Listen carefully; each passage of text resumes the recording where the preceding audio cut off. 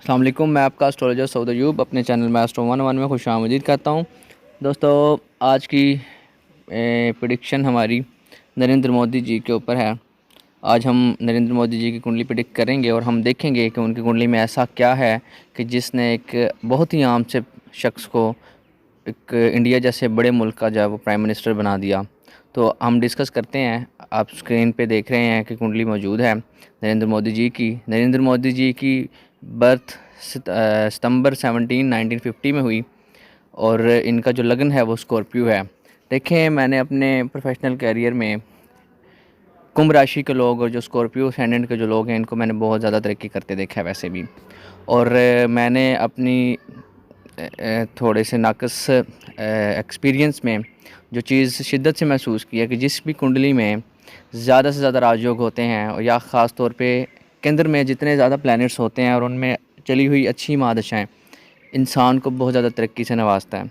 ठीक है, वो केंद्र में जो भी प्लैनेट्स बैठते हैं उनकी अगर वो अच्छे बैठे हुए हैं और अगर ऑस्पिशियस प्लैनेट्स हैं जैसे कि जुपिटर है, वीनस है या मून है, अगर इन प्लैनेट्स की महादशा चल जाए तो वो इंसान को ज़मीन से उठा के आसमान पे पहुंचा देती है।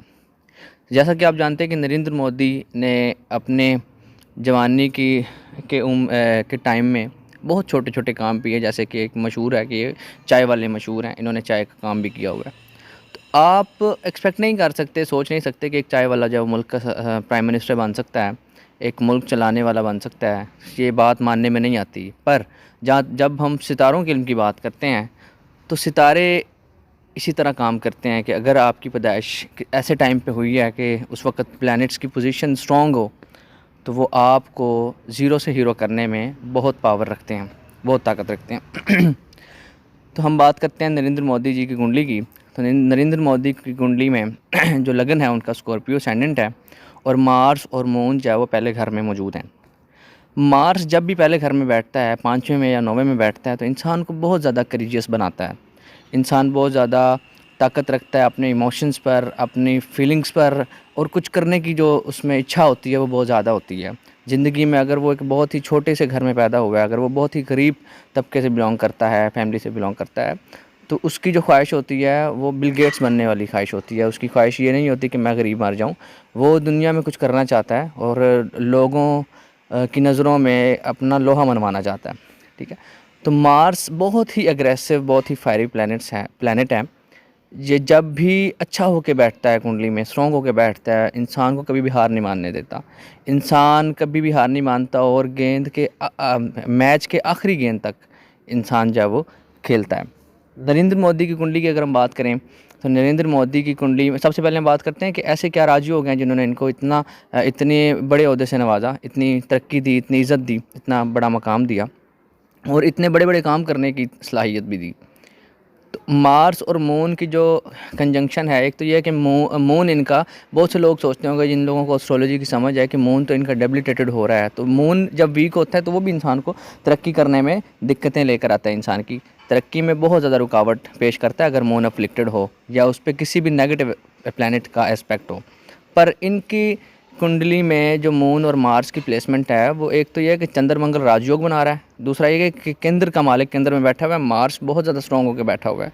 फिर मून इस वजह से वीक नहीं है कि वो नीच भंग हो गया। जब भी दो प्लैनेट आपस में बैठ जाएँ और उनमें से कोई एक प्लैनेट अच्छा होकर बैठ जाए तो जो वीक प्लैनेट होता है उसका नीच भंग हो जाता है, वो प्लैनेट भी अच्छे रिजल्ट देता है। ठीक है, तो एक तो ये इनका पॉजिटिव पॉइंट है कि इनकी शख्सियत इतनी मजबूत है। पहला घर आपकी अपनी शख्सियत का होता है, आपकी ज़ात का होता है, आप कितने मजबूत पर्सनैलिटी के मालिक हैं उसके बारे में होता है। अब हम बात करते हैं कि इनको इतनी ज़्यादा तरक्की कैसे मिली। तो देखें, तरक्की मिलती है, तरक्की किसी भी पर्सन को जब मिलेगी तो आप देखेंगे यार इसका प्रोफेशन क्या है या इसने अपने प्रोफेशनल कैरियर में इतनी ज़्यादा सक्सेस कैसे पा ली, कुछ ना होकर। ठीक है, एक बहुत ही आम व्यक्ति होकर, एक बहुत ही आम पर्सन होकर इसने इतनी बड़ी सक्सेस कैसे पा ली। तो देखें, इनके सैटर्न और वीनस इनके 10वें घर में, 10वां घर होता है प्रोफेशन का, आपके कैरियर का, आपकी पब्लिक का भी होता है। चौथे घर से भी पब्लिक देखी जाती है, 10वें घर से भी पब्लिक देखी जाती है। और जो पॉलिटिक्स को देखें तो वो सैटर्न डिनोट करता है और सैटर्न जो है वो इनके बहुत ही अच्छा होकर बैठा हुआ है, इनके केंद्र का मालिक होकर केंद्र में बैठा हुआ है। और अगर हम देखें तो इनके 3rd हाउस का मालिक होकर भी 10th हाउस में बैठा हुआ है। पर बात ये नहीं है, कैरियर में तो इनको बहुत मेहनत करनी पड़ी होगी, इनको सैटर्न मेहनत करवाता है। सैटर्न जो है वो इजी प्लैनेट नहीं है, ठीक है ना, आराम से खुश नहीं होता, इसको बहुत ज़्यादा मनाना पड़ता है, मेहनत करनी पड़ती है, एफर्ट करनी पड़ती है, तब जाके सैटर्न आपको नवाजता है। बट यह है कि जब सैटर्न नवाजता है तो आपको राजा बना देता है, और जैसा कि आप जानते हैं कि नरेंद्र मोदी राजा ही बने और राजा ही हैं, ठीक है। पर बात ये है कि इनको इतनी सक्सेस कैसे मिल गई, सक्सेस कैसे मिल गई, इतना बड़ा ओहदा, इतना मकाम कैसे मिल गया, एक आम चाय वाले को प्राइम मिनिस्टर जैसी बड़ी कुर्सी कैसे मिल गई। तो इनके 10वें का मालिक, जो इनका जो 10th हाउस की जो राशि है वो है लियो, ठीक है, सिंह राशि है। 10वें का मालिक जो है वो सन है, और सन बैठा हुआ 11वें घर में, और 11वां घर जो है वो फुलफिलमेंट ऑफ डिज़ायर का होता है। ये अगर एक आम सी कंपनी में भी एम्प्लॉय होते तो उस कंपनी की भी टॉप पोजीशन पर चले जाते, एक्सपीरियंस के साथ, एक्सपोजर के साथ, और एक अपनी लंबी इनिंग के साथ, ठीक है। जब जितना जैसे जैसे इनको टाइम होता उस कंपनी में अपनी काबिलियत के बलबूते पर ये जो है वो टॉप पोस्ट पे जो है वो आ जाते एक टाइम पीरियड में। पर चूँकि ये जो है वो एक नेता बने और प्राइम मिनिस्टर बन गया, तो उसकी भी एक सबसे बड़ी वजह यही है कि एक तो ये कि इनका सन स्ट्रॉन्ग हो गया, ठीक है। त्रिकोण का मालिक केंद्र का मालिक त्रिकोण में बैठ जाए तो बहुत बड़ा राज हो गया। तो यही वजह है। मैं अपनी वीडियो को ज़्यादा लंबा इसलिए नहीं करता कि सुनने वाले जो है वो बोर होने लग जाते हैं। सबसे बड़ी बात ये है जी कि किसी भी व्यक्ति की अगर कुंडली में राजयोग ज़्यादा हैं, अगर ऑन राशि के प्लैनेट्स जो है वो अपने घर में बैठे हुए हैं, तो बहुत बड़ी बात होती है। और जब उनकी महादशाएं चलती हैं, अंतर्दशा चलती है, तो वो बहुत ही अच्छे रिजल्ट देती है, और तब ऐसे ही बड़े नाम पैदा होते हैं। तो जुपिटर इनका दूसरे का, उनकी जो स्पीच का कारक है वो 10th दूसरा घर है, और दूसरे सजिटेरियस बनता है लॉर्ड।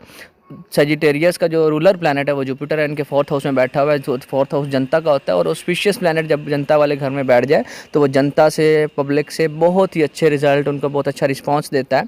तो जैसा कि इनको बहुत अच्छा रिस्पांस मिला, जाहिर है अवाम इनकी फेवर में थी, तो प्राइम मिनिस्टर बन गए, ठीक है।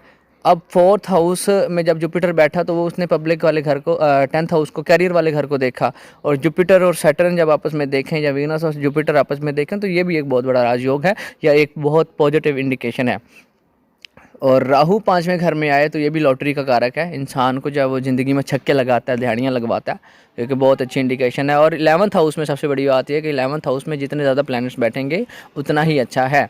तो मेरी वीडियो का जो है वो इख्तिताम इसी पर होता है कि जितनी कुंडली में ज़्यादा राजयोग होंगे उतना बड़ा इंसान बनेगा। या हाँ, ये बात ज़रूर है कि राजयोग होने की वजह से ज़िंदगी में इम्तिहान भी उस हिसाब से बड़े आएंगे, उतनी ही दिक्कतें, परेशानियाँ, प्रॉब्लम्स, हार्डशिप्स, उतना ही ज़्यादा सफ़र करना पड़ेगा कंपैरेटिवली दूसरे लोगों के, ठीक है। अगर सैटर्न वीक होगा, जुपिटर वीक होगा, तो आम लोगों से आप नॉर्मली आप जल्दी सक्सेसफुल हो जाएंगे, पर वो जो सक्सेस होगी आपकी वो लॉन्ग टर्म नहीं होगी, वो शॉर्ट टर्म होगी। बट यह है कि सैटर्न कम स्ट्रॉन्ग हो या राजयोग ज़्यादा हो, तो आपको इनिशियल टाइम फ्रेम में आपको थोड़ा सा ज़्यादा सफ़र करना पड़ता है, स्ट्रगल करनी पड़ती है, पर एट द एंड आपकी सक्सेस होती है, और वो लॉन्ग टर्म सक्सेस होती है, ताहयात सक्सेस होती है। तो यही वजह है कि जब सैटर्न बैठ जाए 10वें घर में, या सूर्य जब वो स्ट्रॉन्ग होकर बैठ जाए, तो आपको बड़ी डेजिग्नेशन देता है, सरकार से फ़ायदा देता है। और ये आपको जानते हैं कि ये प्राइम मिनिस्टर हैं। आपका बहुत शुक्रिया। मैं महादशा मैंने डिस्कस इसलिए नहीं की कि वीडियो मेरी बहुत लंबी हो जाएगी। और ये जो है वो जुपिटर की महादशा में जो है वो प्राइम मिनिस्टर बने, और अब वाला जो टाइम है वो भी इनका आने वाले जो 2.5 साल हैं वो भी इनके लिए बहुत कीमती हैं। और मुझे जो है वो ये अगेन जो है वो प्राइम मिनिस्टर बनते नज़र आते हैं। उसकी वजह यही है कि इनके इस वक्त महापुरुष योग बना हुआ है सैटर्न से, और इनकी जो महादशा है वो भी अच्छे ही प्लैनेट की चली हुई है, जो इस वक्त कुंभ राशि में है सैटर्न। और सैटर्न जब कुंभ राशि में आता है तो वो इंसाफ करता है। इंसान ने अगर अपना माजी अच्छा रखा हो, और माजी में आपने बड़े काम किए हों, तो वो उसमें आप को फेवर ही करता है। सैटर्न का केंद्र में बैठकर स्ट्रॉन्ग पोजीशन में बैठना, ये भी एक बहुत बड़े ओहदे की इंडिकेशन है कि आपको ज़िंदगी में ऊंचाइयां ही देता है। आपका बहुत शुक्रिया, हमारे साथ बने रहें। मेरे चैनल को ज़्यादा से ज़्यादा सब्सक्राइब करें, बेल आइकन प्रेस करें, और